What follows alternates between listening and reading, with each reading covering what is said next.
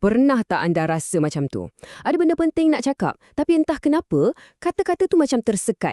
Nah, dalam kupasan kali ni, kita akan bongkar sama-sama pergelutan yang tak terucap ni. Apa sebenarnya yang menghalang kita daripada bersuara? Anda kenalkan perasaan ni? Dalam kepala, idea tu dah cukup cantik, tersusun rapi. Tapi bila je buka mulut, kenapa bunyinya lain? Kenapa tak sampai macam yang kita bayangkan? Kita semua pernah laluinya. Persoalannya, kenapa jadi macam tu? Selalunya, kita rasa bercakap ni, alah kacang aja kan? Tapi sebenarnya, ia jauh lebih rumit.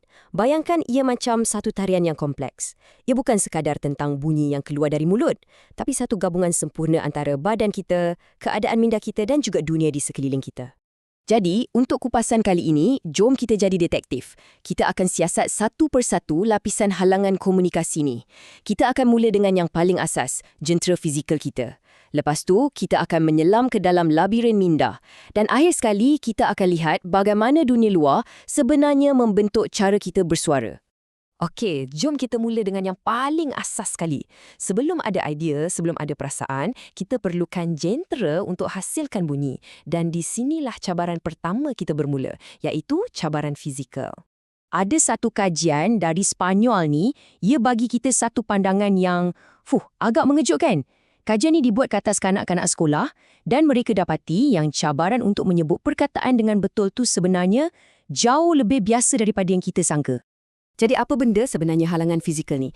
Dalam istilah teknikal, ia dipanggil gangguan bunyi pertuturan atau SSSD. Cuba bayangkan macam ni. Otak anda ni komposer yang hebat, dah cipta lagu yang sempurna. Tapi alat muzik, iaitu mulut, lidah, bibir anda, ada sikit masalah nak mainkan not-not tu dengan betul. Jadi masalahnya bukan pada lagu, tapi pada instrumennya. Dan sekarang cuba tengok nombor ni. Inilah yang betul-betul buat kita terkejut. Kajian tu mendapati 51.4%. Ya, lebih daripada separuh daripada kanak-kanak yang dikaji tu ada salah satu bentuk SSD. Ini bukan masalah kecil atau terpencil tau. Ia adalah satu cabaran yang dihadapi oleh ramai orang sejak dari peringkat awal kehidupan lagi.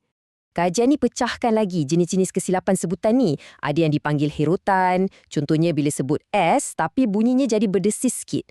Ada penggantian, yang ni biasa kita dengar bila R disebut jadi L atau W.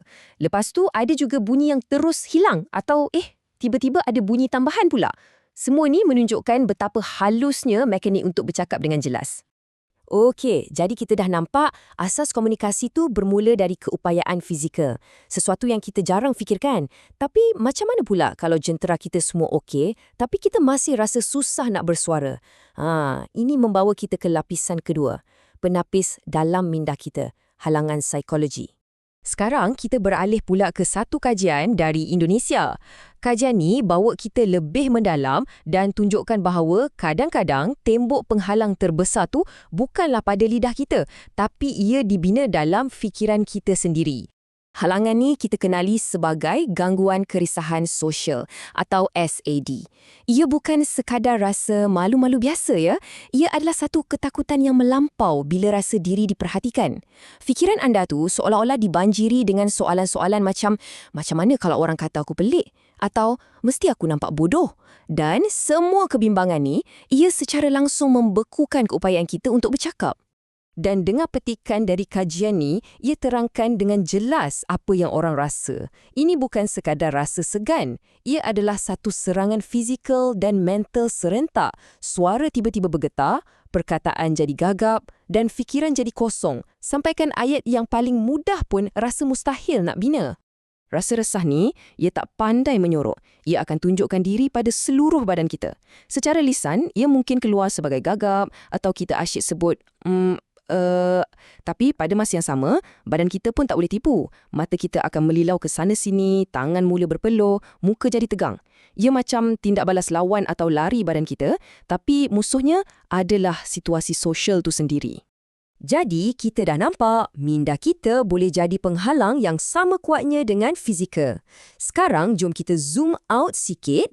Lepas kita tengok badan dan minda, kita kena sedar yang kita tak bercakap dalam vacuum. Cara kita bercakap sangat dipengaruhi oleh dunia di sekeliling kita, budaya, masyarakat dan zaman sekarang, teknologi. Kalau kat Malaysia memang tak sah lah kalau tak sebut pasal bahasa rojak kan. Campuran bahasa Melayu dan Inggeris dalam satu ayat.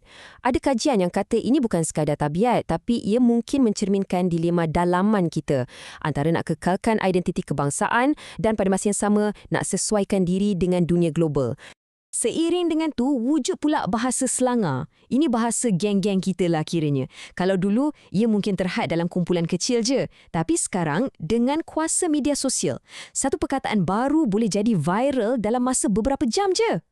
Dan saya yakin korang mesti dah biasa dengar perkataan-perkataan ni dekat TikTok ke, Instagram ke. Bila kawan terasa hati sikit, kita kata dia koyak. Bila nampak influencer tayang barang baru yang kita teringin, kita panggil tu racun. Ini bukan lagi sekadar perkataan biasa. Ia dah jadi sebahagian dari DNA budaya digital kita. Jadi, kenapa kita suka sangat guna slenga ni? Kajian menunjukkan ia lebih dari sekadar nak cakap cepat. Ia sebenarnya tentang membina jambatan, mewujudkan rasa kita dan identiti kumpulan. Ia macam satu kod rahsia yang hanya orang dalam geng je faham. Dan yang paling penting, ia buat perbualan jadi lebih santai dan seronok. Tapi, kat sinilah ceritanya jadi menarik. Di satu pihak, bahasa ni memang sentiasa berubah. Ia hidup. Tapi di pihak yang lain, ada kebimbangan tentang pemeliharaan bahasa asal. Petikan dari satu kajian tempatan ni merumuskannya dengan padat.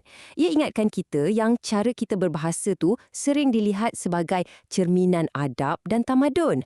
Jadi timbul persoalan, adakah perubahan ini satu kemajuan atau sebenarnya satu kemerosotan? Jadi, kita dah jelajah 3 lapisan, badan, minda dan dunia.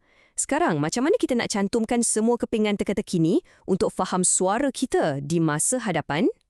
Kalau ada satu benda je yang kita perlu ingat dari semua ni, ia adalah ini. Keupayaan kita untuk bercakap tu ibarat sebatang sungai. Ia bermula dari mata air fizikal kita, kemudian ia mengalir melalui landscape psikologi kita yang penuh dengan emosi dan akhirnya warna air sungai itu dibentuk oleh jenis tanah budaya dan sosial di sekelilingnya. Dan semua ini membawa kita ke satu persimpangan yang sangat penting. Dalam dunia yang serba terhubung sekarang, kita ada lebih banyak platform untuk bersuara berbanding generasi-generasi sebelum ni. Tapi persoalannya ialah, adakah semua ini membuatkan kita belajar untuk bercakap dengan lebih bebas dan jujur? Atau kita sebenarnya hanya sedang mencipta lebih banyak cara-cara baru untuk disalahfahami? Satu persoalan untuk kita renungkan bersama.